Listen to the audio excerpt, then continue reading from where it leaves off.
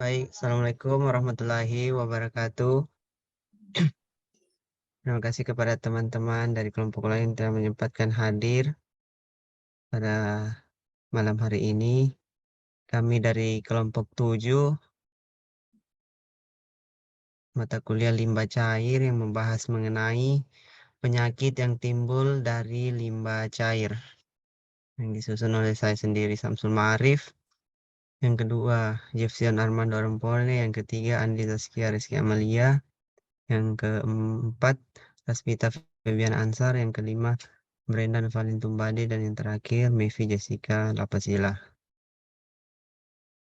Baik, lanjut.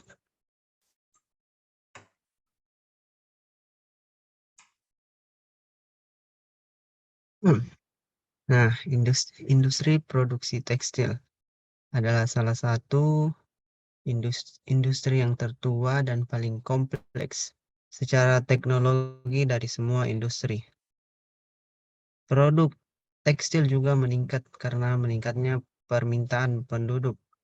Banyaknya pabrik tekstil dan air limbah yang meningkat secara proporsional menyebabkan masalah besar bagi polusi di dunia.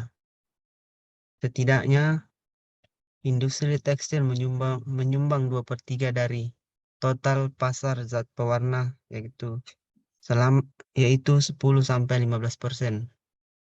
Lanjut.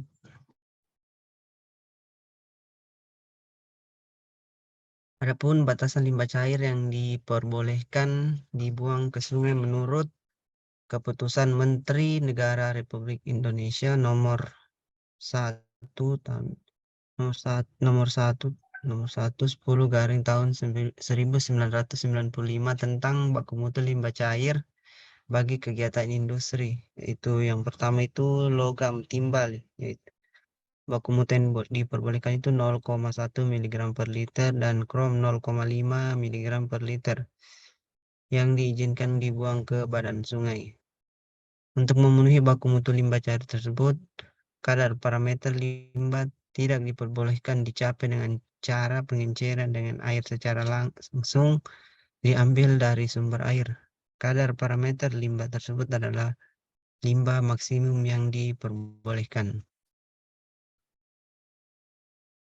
Adapun sumber pencemar limbah cair ada 4 itu. Yang pertama, persampahan, kedua industri tekstil, ketiga rumah tangga, dan yang terakhir limbah pertanian.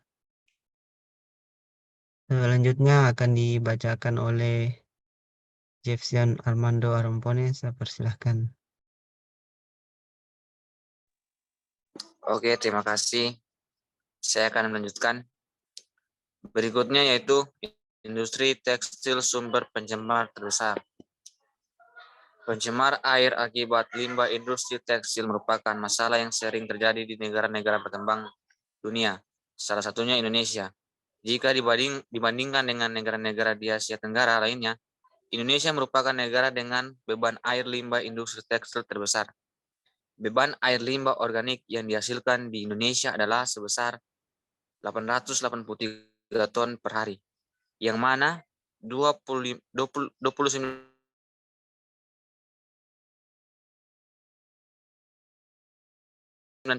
dari beban limbah cair yang berwarna pekat serta mengandung BOD atau biochemical oxygen demand. COD, pH, temperatur, turbiditas, salinitas, dan bahan kimia toksik yang tinggi dan berfluktuasi. Next. Berikut zat pencemar pada air limbah industri tekstil. Yang pertama, klorida. Yang kedua, arsenik. Yang ketiga, akrilimida. Yang keempat, nitrat. Yang kelima, amonium. Yang keenam, sulfat. Yang ketujuh, timbal. Yang kedelapan, kadium. Yang kesembilan, timah. Yang kesepuluh, logam berat. Dan yang kesebelas, kromium. Next. Berikut zat kimia paling berbahaya. Timah, timbal, sulfat, dan kromium menjadi pencemar paling berbahaya bagi makhluk hidup maupun tumbuhan bila terkontaminasi pada sumber air baku maupun tumbuhan. Ya, baik, selanjutnya akan dibacakan Dan oleh Brenda Novalin Tumbades. Persilakan. Timah. Timah hitam atau PB merupakan bahan toksik yang mudah terakumulasi dalam organ manusia dan dapat mengakibatkan gangguan kesehatan berupa anemia, gangguan fungsi ginjal, gangguan sistem syaraf, dan otak dan kulit. Selama dalam darah PB 90% terikat pada sel darah merah. Akibatnya sintesis hemoglobin terhambat karena dapat menghalangi enzim amilofulinic acid dehidrasi atau alat dalam proses sintesa tersebut, dan anemia bisa terjadi dalam umur sel darah merah lebih pendek terhadap syaraf, mengakibatkan menurunnya kecepatan kondusif syaraf. Malaka 1994. Next. Timbal atau PB. Timbal dapat menimbulkan kerusakan pada otak. Penyakit-penyakit yang timbul sebagai akibat dari keracunan timbal adalah epilepsi, halusinasi, kerusakan pada otak besar, dan delirium. Timbal yang terlarut dalam darah akan berpindah ke sistem urinaria sehingga dapat mengakibatkan terjadinya kerusakan pada ginjal. Next.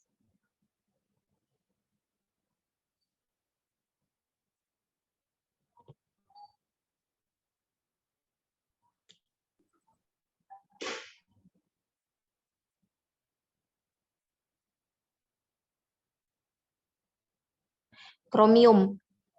Penggunaannya yang luas dalam industri, kromium atau CR telah menjadi polutan yang serius dalam settingan lingkungan yang beragam. Keberadaan CR dalam lingkungan akan menyebabkan efek negatif. Kromium sendiri sebetulnya tidak toksik, tetapi senyawanya sangat iritan dan korosif. Inhalasi korium dapat menimbulkan kerusakan pada tulang hidung. Di dalam paru-paru, korium dapat menimbulkan kanker. Sebagai logam berat, krom termasuk logam yang mempunyai daya racun tinggi. Daya racun yang dimiliki oleh krom ditentukan oleh valensi ionnya. Logam Cr6+ merupakan bentuk yang paling banyak dipelajari sifat racunnya karena Cr6+ merupakan toksik yang sangat kuat dan dapat mengakibatkan terjadinya keracunan akut dan keracunan kronis.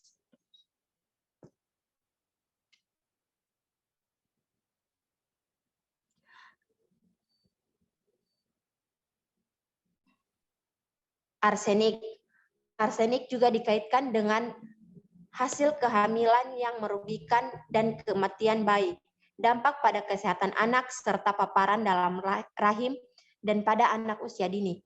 Selain itu, dikaitkan dengan peningkatan mortalitas pada orang dewasa muda karena beberapa kanker, penyakit paru-paru, serangan jantung, dan gagal ginjal. Sejumlah penelitian telah menunjukkan dampak negatif dari paparan arsenik pada perkembangan kognitif, kecerdasan, dan memori. Oke, selanjutnya akan dibacakan oleh Andi Zaskia Rizky Amalia. Persilakan.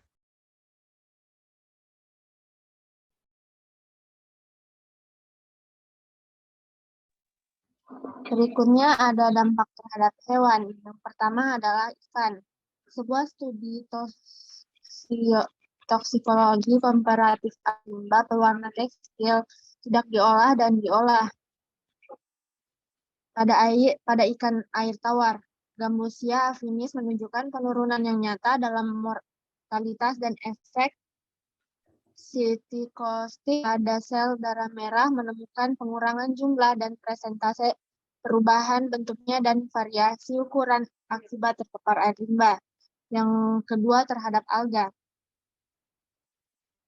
Adanya peningkatan jumlah zat warna dalam badan air dipengaruhi oleh berbagai parameter alga seperti kandungan protein pertumbuhan, kandungan pigmen, dan kandungan nutrisi lainnya. Warna yang berbeda memiliki efek potensial yang berbeda pada alga. mengukur polusi di lingkungan perairan, Arga 50% lebih sensitif terhadap kontaminan dibandingkan dengan organisme yang biasa digunakan dalam uji toksikologi. Next slide.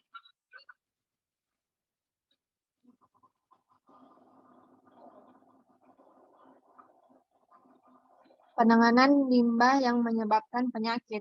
Yang pertama ada proses adsorpsi. Adsorpsi merupakan suatu proses atau fenomena penimbunan atau penghimpunan substan pada permukaan atau dua fase yang teradsorpsi disebut adsorbat, solut, dan fase pengabsorpsi disebut absorben. Adsorpsi disebut proses penjerapan merupakan salah satu jenis proses pemisahan. Ada dua macam jenis proses adsorpsi. Penjerapan pada permukaan dan kondensasi kapiler adsorpsi fisika yang bereaksi kemosorpsi adsorpsi kimia. Proses penghilangan kromium dan timbal menggunakan proses adsorpsi dengan adsorbennya menggunakan arang kayu yang telah diaktifasi dengan menggunakan pemanas furnace. Next slide.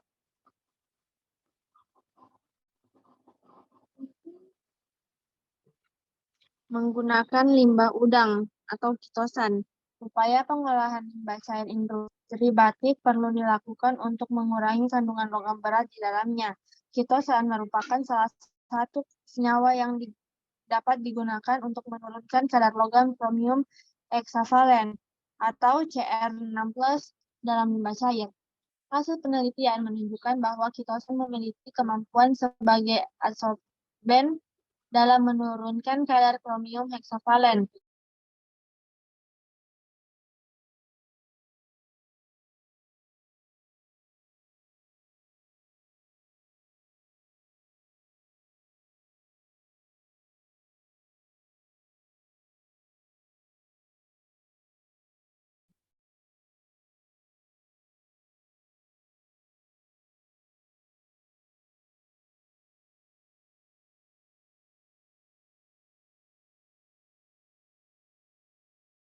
Oke, selanjutnya akan dibacakan oleh Mevi Jessica Lapasila.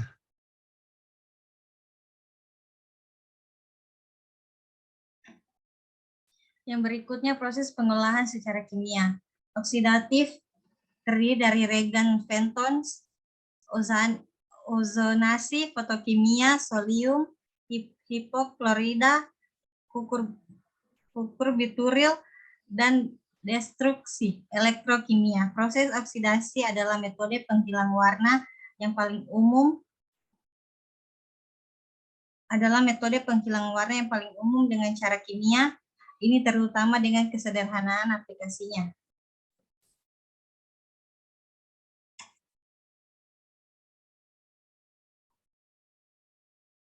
Yang berikutnya penanganan limbah yang menyebabkan penyakit secara umum.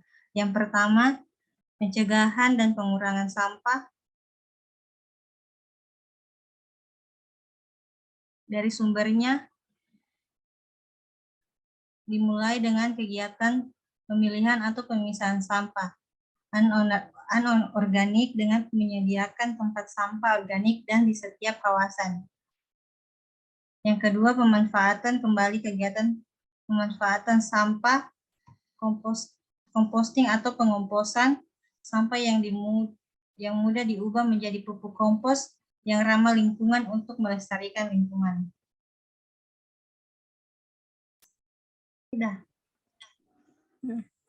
Penanganan limbah yang menyebabkan penyakit secara umum. Pemanfaatan sampah organik, baik secara langsung maupun tidak langsung, pemanfaatan kembali secara langsung. Misalnya pembuatan kerajinan yang berbahan baku dari bahan bekas atau kertas daur ulang. Sedangkan pemanfaatan kembali secara tidak langsung, misalnya menjual barang bekas seperti kertas, plastik, kaleng, koran bekas, botol, gelas, dan botol air minum dalam kemasan. Yang kedua, tanamlah berbagai pohon di sekitar pabrik atau lingkungan sendiri. Cara paling mudah dan bijak dalam mengatasi pencemaran limbah pabrik adalah dengan menanam banyak pepohonan yang berada di sekitar pabrik. Limbah pabrik yang bersifat gas umumnya akan dibuang melalui teropong asap, lalu akan mencemari udara.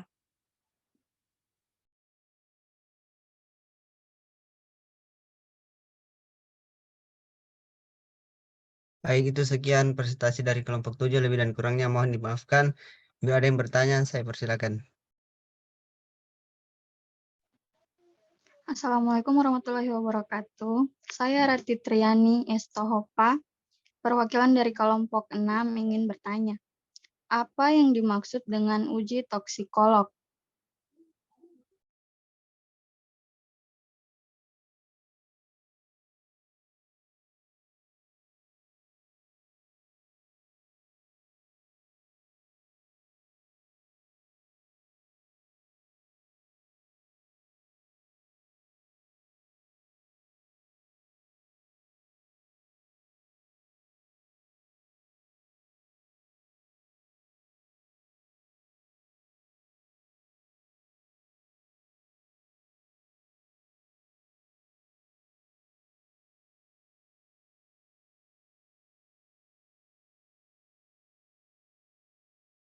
Baik, terima kasih kepada Rati telah bertanya. Saya ingin menjawab mengenai uji toksikolog ya. Menurut saya itu uji toksikolog adalah suatu uji yang dimana dapat mendeteksi efek toksik suatu zat pada sistem biologi. Nah, dengan sistem deteksi tersebut kita memperoleh data dosis respon yang khas dari sediaan uji yang dilakukan. Itu jawaban dari saya. Oke, terima kasih.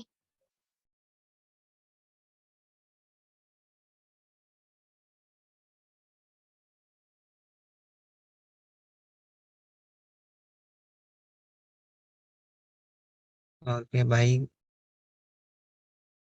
Terima kasih kepada penanya. Demikian presentasi dari kami. Saya tutup. Wabillahi taufiq wal hidayah. Wassalamualaikum warahmatullahi wabarakatuh. Waalaikumsalam warahmatullahi wabarakatuh.